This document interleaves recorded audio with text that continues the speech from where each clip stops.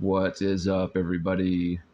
John the Morgile here, coming to you not necessarily live, but as live as I can be from Honeypath, South Carolina, Sunday, August the 11th. Um, so, just a little bit of info for you guys before I get started. So, the reason I'm not streaming is because where I'm at cannot get home internet, period. Not until the year 2025, they said. But I'm working on getting some kind of mobile data solution. So what I'm having to do is just record from my phone and then upload. I'll do it tomorrow whenever I have access to internet. But miss you guys, and just a few things I wanted to talk out. I still don't have my computer up and running, so like you take for granted, or at least I do take for granted, my ability to type out my thoughts that I want to get in a video format, and then record, edit, render, upload. It's a process that's very time consuming, but you get kind of spoiled when you're like me, and you're able to get your thoughts all in one place in a video format. When you get spoiled with the process that you have, and then you lose the ability to function in that process, it is difficult. So I'm just going to try to get some thoughts out in sort of this live stream format that I'm going to upload tomorrow, because I don't have internet at home. And the mobile data is really shoddy here. Like, we're in the sticks here in Honeypath. So, but anyway, so that's that. I guess I first wanted to start by just, thank God that we live in the time that we live in. That's something that I don't think I do enough, probably others as well. But really, thank God that we live in this time to where, I mean, could you imagine it still was 20 years ago when we were all basically sheeple to varying degrees? Um, and we've all been sort of in a wake up process, I think, um, for years. Like, I think for most of us it started around 9/11, but some of us weren't even born then. Some of us, it started with flurfin, right, which is kind of odd to think about. But um, I got to thinking, um, really, who is responsible for this great deception ultimately?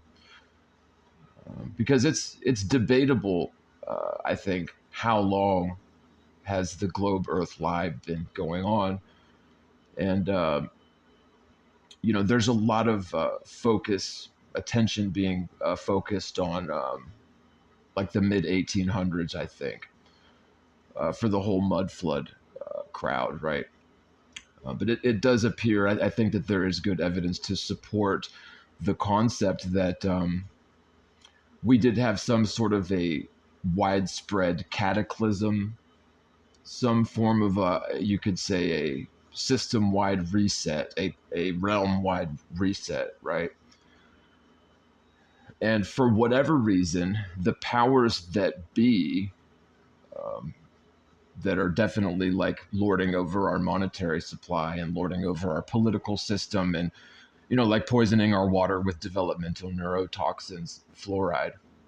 Um, but these powers that be, they found that it would behoove them to just deceive the shit out of all of us plebes, right? Um, and I think the motivation's pretty clear. They want to control people. They want cattle. They want a servant class majority of people that are just educated enough to function as like a slave class or a servant class, and just daft enough to go along with big scams where we're the suckers in the scam, like the Federal Reserve System scam that it is, right? But for whatever reason, these people, these powers which ought not be, are definitely master manipulators. And you can get into the whole Freemason vein of this conversation. I think many of us have. Like, if you're studying any sort of conspiracy theories, you're always going to run into the Freemasons. But um, at some point they deemed that it behooved them to psychologically put us all on an inescapable spinning ball in the infinite void of space, right? And there's multi prongs to this, I think. Like, it puts us in an inescapable position to where we are at the whims of chaos and gravity and in this infinite void, which is kind of daunting and makes us all feel a little bit small. But then you also have the other added, quote unquote, benefit of perceived scarcity, right? So we all know that the value of commodities goes up when those commodities are scarce or non renewable, right? The price goes up if things are scarce. And so there's another sort of fringe benefit to the spinning ball earth lie. And then you have this whole angle where, it sort of corrals us all psychologically um, to stay towards the center, right? Towards the central north. I mean, we definitely have the central north, right? And so I think the sort of antithesis of that is, well, if we have a central north, then we must have a southern perimeter, and that has definitely been pushed, right? And I guess we can kind of segue this into the conversation of the final so-called experiment.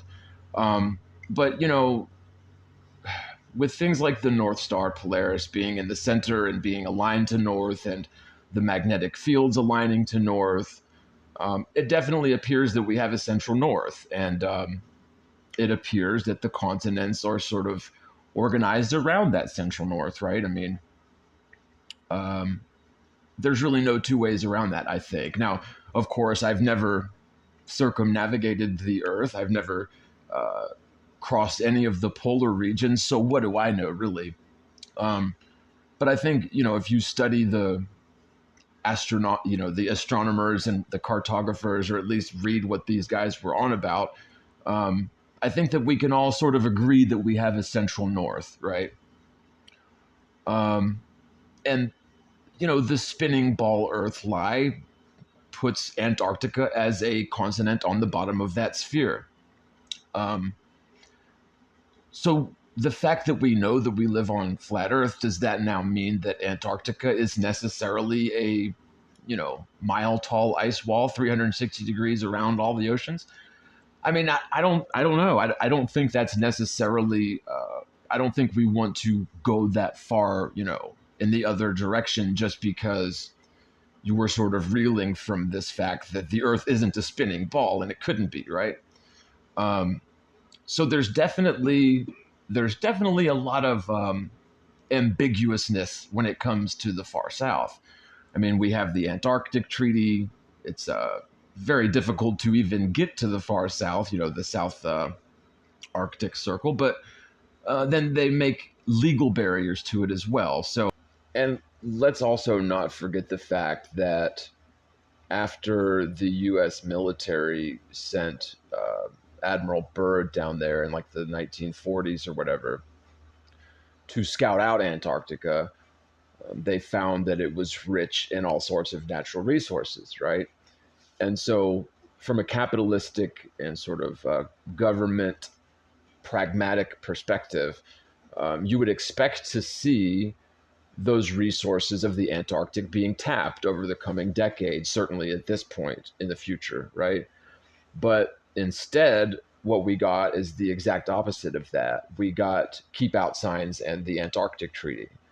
And so, from a pragmatic, sort of practical standpoint, when we've endured all of the energy crises and oil spills and this sort of thing, not to mention buying our oil from our enemies overseas, um, it doesn't make a whole lot of sense why they would just close the world off to Antarctica. And let's not forget the fact that this was one thing that all nations of the 1940s or whatever could agree on. They couldn't agree on anything else, and we went through world wars, but they could all agree that the Antarctic should be off limits and closed for business, right? And just forget about all the untapped resources that aren't owned or defended by anyone. Uh, I think that there's a lot of secrets that are going to be uncovered in the far south, one way or another. Um, which is why they've done a lot to keep us out of the Antarctic, or at least keep us from free roaming beyond the far south, right?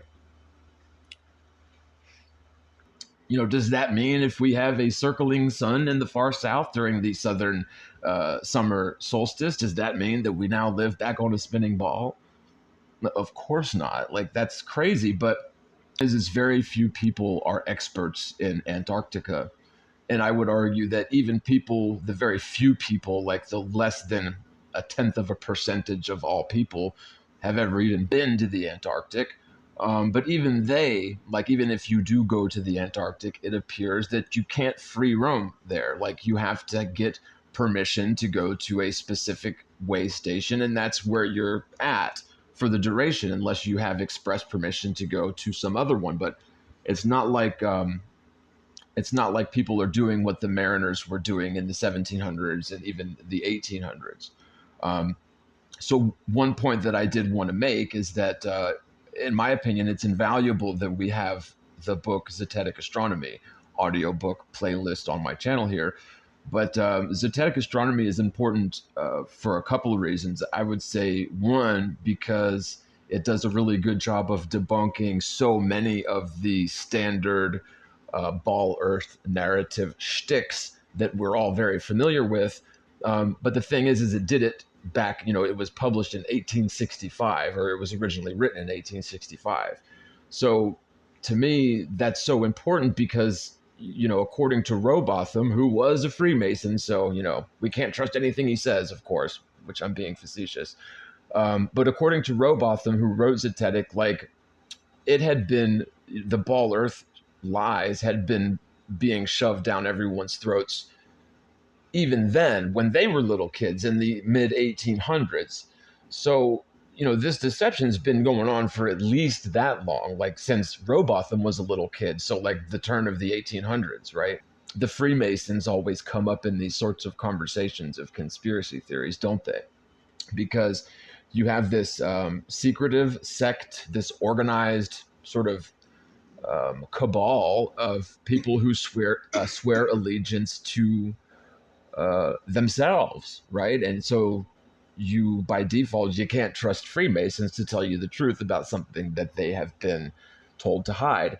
And you also can't trust Freemasons to, come out and tell you that they're Freemasons. So for anyone to think that this great deception being exposed with the flat earth movement, anyone thinks that we're not going to have some sort of a GCHQ JTrig response, right? Where you've got these funded interests trying to sway public opinion online and other ways. Anybody that thinks that we're not going to have that in response to the exposing of the Great Deception that's ridiculous. Like, we can expect that. And we can't expect them to be honest about it. And, we've definitely seen our fair share of Freemasons and witches, come and go in the flat earth so-called community. Um, so I started this talk off by thanking God that we live in this time, but also I think that we need to recognize that we can't get complacent, right? Because this truth, in my opinion, is so important. Like, this is a life-changing, paradigm-altering truth that just blows all other conspiracy theories out of the water. Um, the motivations for the Great Deception are not just limited to the things that I've mentioned, but it also includes convincing us that there is no divine creator and we are not divinely created beings, which I think that we are. And that's probably the biggest part of it. They want to convince us of evolution. They want to convince us that gravity is king. And, if the Earth were to disappear this instant, it wouldn't be a big deal in the grand scheme of things in infinite space, right? That's where they want everybody's mindset. And so the exposing of this truth is so important. And so it's scary. It's upsetting when we see um, the possibility or the potentiality that there are forces out there trying to Not trying to kill flat Earth to the existing flat Earthers, but to sort of sacrifice flat Earth to the public eye, to the making a public spectacle of flat Earth, a la Mad Mike Hughes, to basically make flat Earth seem stupider than people already assume that it is in the public spectrum, which ain't hard to do, by the way. Now, of course, we do have a lot going for us. The plain truth is pretty obvious once you have eyes to see and ears to hear. But unfortunately, most people are blind, deaf, and dumb, of course. So where am I going with all this? Really, I just wanted to check in and get a video out and say hi to y'all. I miss you guys. I feel like I'm kind of on the moon here because I don't have high-speed internet access where I'm staying, and I'm not going to be able to get that for a while. So I'm just doing what I can. I'm going to try to get my computer fixed, and I'm just so damn flighty, man. Like, as y'all can tell, I've touched on 10 different topics, and I didn't do any notes for this.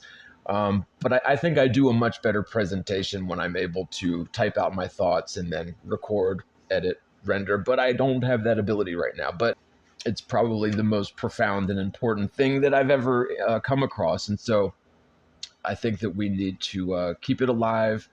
Don't let other people's opinions get you down. And, whatever anyone else does, Flat Earth forever, and Flat Earth Farms too. Y'all support your Flat Earth growers. One love, you guys. I'll see you in the next one. Y'all be good.